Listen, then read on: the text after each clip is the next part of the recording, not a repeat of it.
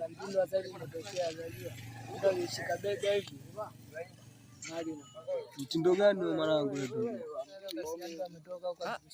Yaani akikushika tuseme ile ndo mazingira yani ile yanaenda hivi yani. Ndio ushika mwanangu ndio atokea ushika mali yani nyeti zote zinapotea, ndo mambo ya mjini sasa hivi. Anasema kukaza ndani kukaza. Kwa mwanangu inabidi mtu akinishika kama hivi inabidi mimi niruke hewani vile.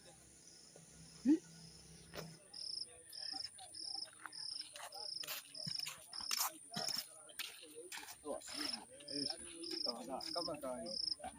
Hapo na wale. Anaelekea hapo kati. Mwanangu mbona kama sikuelewi vipi? Sogea hapo. Shida nini?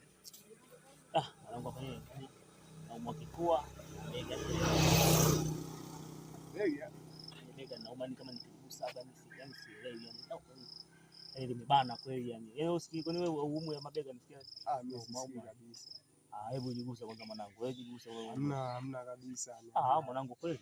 Hamna kabisa. Ni mimi naona niko fresh tu. Basi mwanangu sielewi. Basi mwanangu baridi hapo mwanangu. Basi baridi mimi ngoja nielekee hivi kwanza maana. Hapo mwanangu mmoja. Pamoja hapo wenyewe.